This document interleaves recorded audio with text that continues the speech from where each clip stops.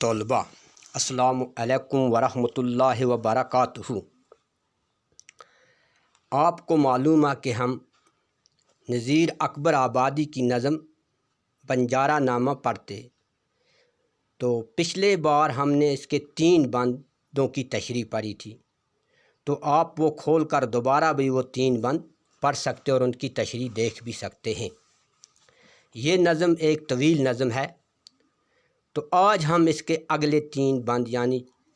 بند number 4، بند number 5 اور بند number 6 کی تشریح کریں گے۔ ہاں بیٹے، آپ کو معلوم ہے یہ نظم جو نذیر اکبر کی نظم ہے، جن کا اصلی نام ولی محمد تھا، تو اس میں انہوں نے اس نظم میں شاعر نے سماجی معاشرتی پہلوؤں کے پیرا میں دنیا کی بے ثباتی کا ذکر کیا ہے۔ وہ اس دنیا کو مختصر اور وقتی مانتے ہیں، تو یہ بھی آپ کو معلوم ہے یہ نظم 11 بند پر مشتمل ہے۔ تو آج ہم بند نمبر 4 پڑھیں گے۔ تو بند نمبر 4 پہلے میں پڑھوں گا، تو بند نمبر 4 کے بعد اس کی ہم تشریح کریں گے۔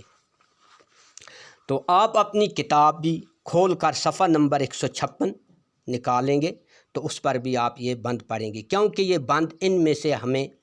پنجابی الفاظ زیادہ پائے جاتے ہیں، اس لیے تھوڑا پڑھنے میں آپ کو دقت بھی معلوم ہوگی، لیکن نہیں ہونا چاہیے۔ لیکن بند بڑے مؤثر انداز میں اس نے پیش کیے ہیں۔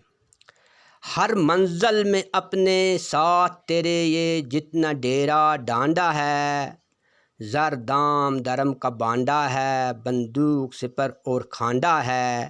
جب نائک تن سے نکلے گا جو ملکوں ملکوں ہانڈا ہے، پھر ہانڈا ہے نہ بانڈا ہے، نہ حلوہ ہے نہ مانڈا ہے، سب ٹھاٹھ پڑا رہ جاوے گا جب لاد چلے گا بنجارہ۔ ہاں بیٹے، آپ کو پہلے معلوم ہوگا اس میں ایک الفاظ ہے ڈانڈا،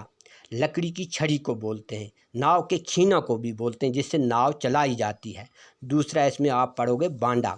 یہ بانڈا جو ہوتا ہے یہ ایک برتن ہوتا ہے، اسی کو بولا جاتا ہے۔ اسی طرح آپ اس میں ایک اور الفاظ ایسی بند میں ہانڈا، آوارہ گرد جو ہوتے ہیں اس کو کہا جاتا ہے۔ دوسرا ہے مانڈا۔ مانڈا روٹی کی گھی کے ساتھ ملا کر ایک روٹی بنائی جاتی ہے، اس سے مانڈا کہتے ہیں پنجابی میں۔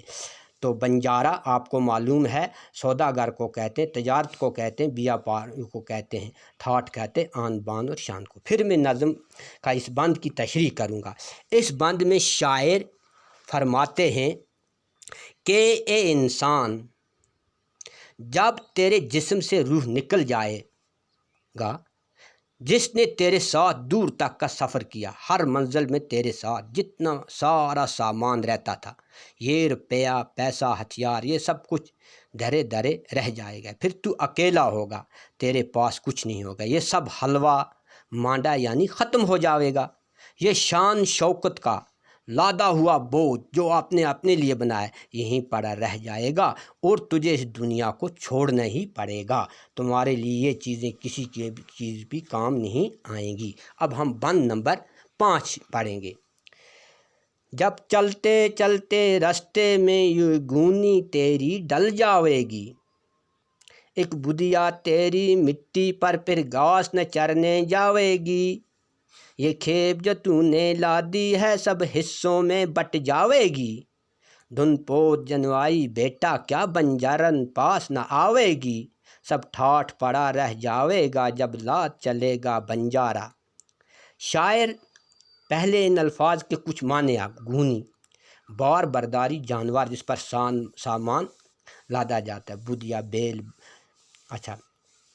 اس طرح کھیپ ہوگی جو اس نے گمائی ہوئی، جنوائی بولتے ہیں داماد بیٹی کے شوہر کو بولتے ہیں، بنجارن، بنجارن جو لکھا یہاں بنجارہ کی تذکیر ہے معنی مونس ہے یہ۔ تو ٹھاٹھ ہو گیا، آپ کو پتہ ہے شان شوکت، لاد جو اس نے سامان بنایا ہوا ہوتا ہے۔ تو اب اس کی تشریح ہوگی۔ جب زندگی کے اس سفر میں چلتے چلتے تیری سامان کی تھیلی گر جائے گی، تیرے سامان کی تھیلی گر جائے گی اور مٹی میں مل جائے گی، تو پھر تمہاری مٹی پر کوئی بیل چرنے بھی نہیں آئے گا، تیرا سارا بوجھ اور سامان تیرے وارثوں میں بٹ جائے گا، لیکن تیرا کوئی بھی وارث، چاہے وہ تیرا بیٹا ہو، تیرا جنوائی ہو، تیری بیوی ہو، ان میں سے کوئی بھی تیرے پاس اس وقت نہ آئے گا اور تجھے اکیلا یہاں سے جانا پڑے گا، یعنی اس دنیا کو ترک ہی کرنا پڑے گا۔ تو اب ہم بند نمبر 6 پڑھیں گے، تو اس کے بعد اس کی تشریح کریں گے۔ یہ کھیپ برے جو جاتا ہے، یہ کھیپ برے جو جاتا ہے، یہ کھیپ میاں مت گن اپنی، اب کوئی گڑی پلسات میں یہ کھیپ بدن کی کفنی ہے، اب کوئی گڑی پلسات میں یہ کھیپ بدن کی کفنی ہے، کیا تھال کٹوری چاندی کی، کیا پیتل کی ڈبیا ڈھکنی ہے، کیا برتن سونے چاندی کی، کیا مٹیا ہنڈیا چینے کی، سب ٹھاٹھ پڑا رہ جاوے گا جب لات چلے گا بنجارا۔ شاعر اس میں ولی محمد، جن کا تخلص نذیر تھا، کہ فرماتے ہیں کہ اے غافل انسان، تو اپنا سامان بوجھ جو بڑھاتا ہی جاتا ہے، اس سے خوش ہو کر نہ گن، کیونکہ کسی ہی پل میں، کسی گھڑی میں تیرا یہ سامان فقط کفن کے ہی کام آئے گا۔ باقی سارا سامان، جس میں یعنی سامان کا ذکر یہاں کرتا ہے شاعر، سونے چاندی پیتل کے برتن، سب کے سب یہیں رہ جائیں گے، یہ ہنڈیا، یہ ڈبیاں جن پر آپ کو ناز اور برتن مٹی اور چینے کی، یہیں رہ جائیں، تیری ساری شان و شوکت ختم ہو جائے گی، یعنی ٹھاٹھ باٹھ یہیں رہ جائے گا، اور آپ کو اس دنیا سے رخصت ہی ہونا پڑے گا۔ تو اگلے بار ہم